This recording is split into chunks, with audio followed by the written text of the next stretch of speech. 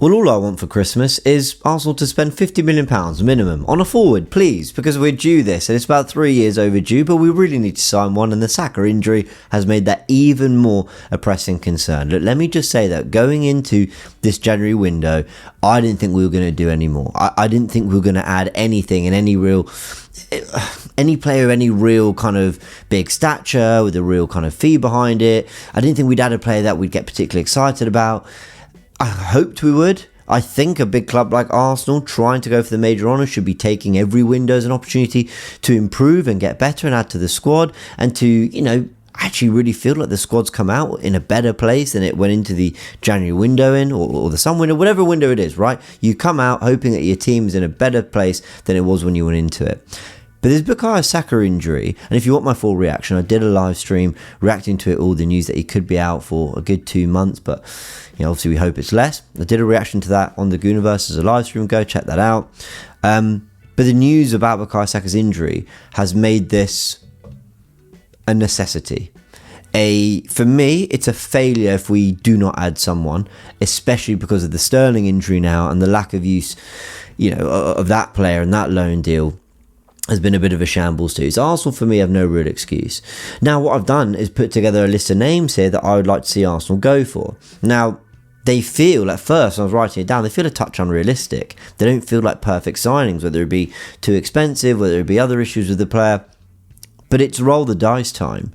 And whatever plans you had for the summer, you better bring them forward, in my opinion. Because I still think, despite how good Liverpool are, that we shouldn't be giving up on the title.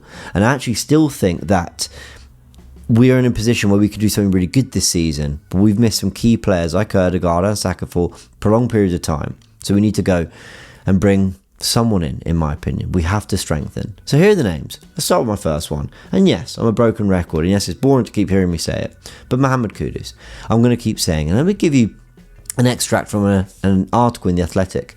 The forward, who's been linked to the summer move away from the club this summer, has an £85 million release clause applicable to other Premier League clubs, which expired on July the 10th and will not be active again until the end of the 24-25 campaign. I was chatting to Turkish about this, and it wasn't until I did my research I realised he was spot on, that actually this release clause of £85 million comes back into play in the summer. Now, that actually makes this a bit of a problem, because I think if that hadn't been there, I actually think you could negotiate around that range with West Ham, whereas West Ham know they can get that in the summer. Say, look, if anyone wants him, that's the release clause, and we want to keep him for the season because West Ham aren't having the campaign they hoped for. So I think that makes it a little bit trickier. But you also know that that's around the figure that they'd have to do business, within the summer. So if you went a bit above that, if you went 90 million in January, if you went 95, some of you are going, Mohamed Kudus, 95 million, are you crazy? I think he's that good. Or I think he certainly can be that good. I think he will get to that level. This is a player who can play on the right, can play on the left, played false nine in his final season for Ajax before moving to the Premier League, can play in the midfield 3-2. He is someone who can score a bicycle kick at the Etihad, can drive through the whole team, carrying the ball through 6, 7, 8 players. He's someone who can put it in the top corner from distance. He's also someone who can just get on the end of great moves. He is a top player that can also contribute on the left. If Havertz or Jesus are in great form, like Jesus is in now, you still get Kudus in the team. Or if Martinelli rediscovers the form from a couple of years ago that we want him to, he can be the false nine that links it all together. I think he's too good an opportunity for us to miss out on. I think if Salah leaves in the summer, Liverpool will look at him and he will be tremendous for them too. I think we've got to go look at a player like Mohamed Kudus. So that's the first player I'd look at. Second, I want to talk about, and it's not someone I necessarily want, but it is Marcus Rashford. And we talked about him on the Goonerverse podcast. So I know I'm repeating a lot of the points, but let's just go through this one more time. Reasons not to sign him. People kind of question his attitude. I feel that's a bit harsh, but obviously, these issues with Manchester United, there's questions around that. People kind of question his work rate, his application. People kind of question the actual quality of the player. Like, is he that good? Are these purple patches, of which he's had maybe 2-3 seasons out of 6, 7, 8, are they kind of more anomalies? And actually the true reflection of him is the lesser side of his game? Look, we can debate all that. What is interesting about Rashford is, while I don't think he's anywhere near as complete a player as Kudus, I think he brings exactly what this Arsenal team need, especially on that left-hand side. He's extremely quick, extremely direct, a very good ball carrier. He's very good at attacking space and behind defences with the ball and without the ball. So whether he's running onto a pass or he's trying to beat the fullback himself. He could play on the inside in the pockets to get into goal scoring positions. He can also be a touchline winger. And I also think he is someone who'd want to go to Arsenal and prove everyone wrong. I think he has a lot of professional pride, Marcus Rashford. I think he cares about what people think of him, and actually when you look at the numbers, when you look at what he's done in his career, some will say he should have done more, but he'll also go, look, I've had a much better career than most of you and most other players. You get half, if not a quarter of the criticism. So I think this is one that it could work out, especially because of Arteta's track record with wingers. And I think Rashford's the kind of profile that Arteta would work brilliantly with, but I understand why there's doubts around the player. And I do think he's a professional. I do think he's someone who, I don't know, works hard, looks after himself, no question. But there are other doubts, and the way you look at the way this sort of stuff with Man United has ended, I kind of understand, or is ending, I can understand why that would be, a tricky one to justify. But as we can see from this report, that they consider offers of £40 million, and you'd expect he would take a wage cut because he's on a lot at Man United, and to make the move work, he'd probably have to. I don't know. Let me put it this way. I don't think it's one Arsenal will do, but I'm utterly convinced it's a conversation they've had in the background. Don't tell me they haven't spoken about Marcus Rashford. I'm absolutely convinced they would have. Antoine Seena, another player, and I've not got as much to say about him as I do, the previous two. And to be honest, the other two, the ones that I think are either the most realistic or the ones that I think if Arsenal are going to make a big statement, it would look like something like those two. But Antoine Seena is a player who, can play right, can play left, can play false nine. Really good dribbler. He's got a bit of a goal threat to him. I think 5 goals in the league. He's playing brilliantly for Bournemouth. I thought he was a real handful when he played against us. And I think the fact that you've got a player that can play right and left, I think that's going to be important, because when you're factoring the Bukayo Saka injury, you're also looking at the long term, which is, well, Martinelli, Trossard, Sterling, none of them have made that position theirs. Nor He's got 4 players there who can all play on the left, and none of them have made it their position. So when you take that into account, you go, well, we want someone who can play on the right really well, but ultimately is going to make the left their long-term position, because Bukayo Saka is going to be our starting right winger. Big reason why I like Kudus, but that's a big one for Semenyo too. How much would he cost out of Bournemouth? I don't know. I still think you're looking at £50 million minimum. They'd probably want more because they're having a really good season. But who knows? They've spent some money over the years. Maybe they'd feel that, 50 million for Semenyo is one they probably could or should do.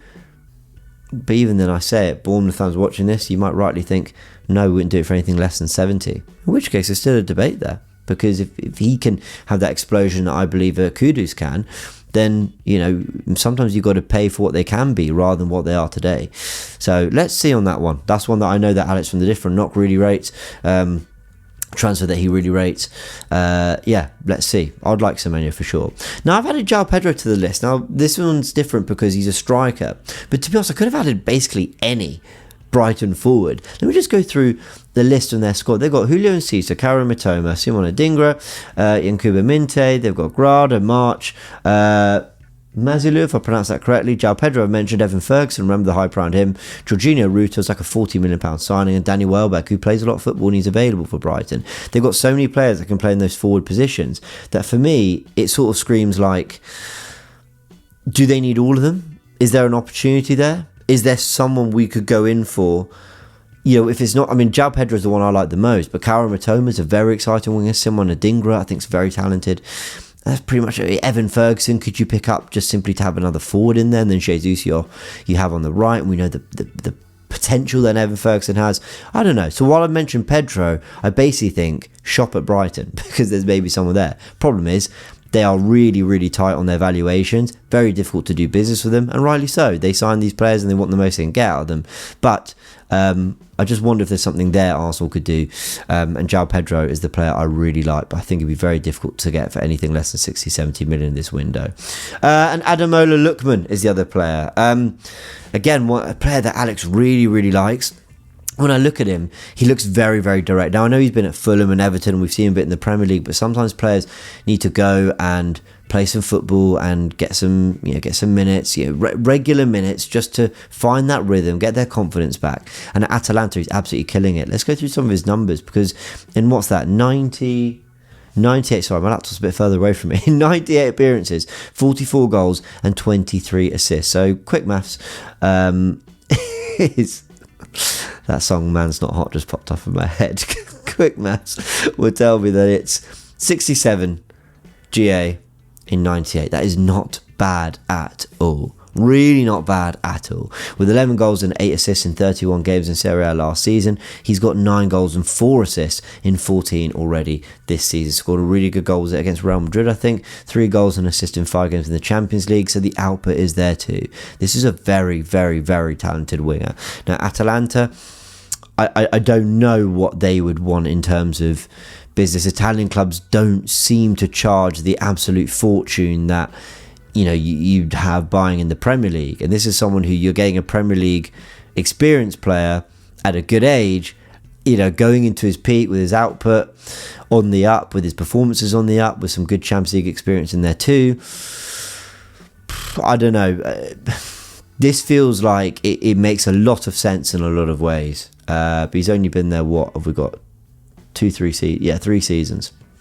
Yeah, 3 seasons. So, 2.5, I think, if we sign him now. He'd have been at Atalanta.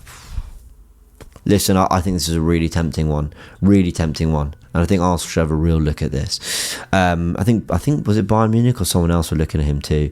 Other names have been floated around. Victor Osimhen, of course, he's got that kind of like big club release clause. I think Arsenal are one of the clubs that if they come in, the deal with Galatasaray would end and he would leave Napoli to join said club. Leroy Sané, who we know has only got 6 months left on his deal, so you could get him for very cheap if you just wanted to get someone in for the sake of the bodies. And as a left-footed player, then you've got someone who come in for Saka. But then that goes to the point we mentioned on the Goonerverse that someone tweeted: why can't we get players that are on the up? Why can't we get players who are coming into their best form? And Leroy Sané wouldn't be that. And then some have mentioned Omar Marmoush, who I'm no expert on, so I'm just going to mention the name. From what I've watched, the comps, he looks very Luis Diaz-y. And he's a very exciting, he's one of my favourite wingers to watch in the Premier League, Luis Diaz. But that's a very, very basic bit of analysis on him. I'm no expert on him, but that is someone, again, that, you could talk about doing well in the Bundesliga. And maybe is a player that Arsenal could look at. How good is he on the right? I'm not sure. The bits I've seen, I think he plays on the left. But look, I'm no expert. I'm not going to pretend I am. But if we're linked to any of these players, of course, we will do breakdowns on them too. Everyone, a big thanks for tuning into this video. It's Christmas tomorrow. We released this the day before, so I'm getting my Christmas list in just in time. If you celebrate it, Merry Christmas. If you don't, then Happy Holidays and Happy New Year to everyone too. That's, we've got another game, but that pretty much concludes content on, Thursday there's a video too, a tactics video. Pretty much, concludes content this week for 2024, a year in which the channel has gone from the James B channel talking about football to the Goonerverse talking about Arsenal. Hope you've enjoyed it. If you do enjoy it, please subscribe to the channel if you want to be kept up to date. And thank you to everyone who has subscribed, who's been liking the videos, been commenting the videos, been tuning in, and just being a part of the Goonerverse. I've really enjoyed every minute. I love the journey we've sort of taken this calendar year as a channel. Big thank you to Max, who've been amazing, and Issa as well, who works in the background. They are fantastic and a big part of the Goonerverse team, and you all are too. Big part of the Goonerverse family, so thank you for all being a part of it. I just really appreciate it. 2024 has been great, and I've got no doubt 2025 will be even better, and hopefully it is for Arsenal with some signings and, more importantly, some trophies. Catch you all very soon.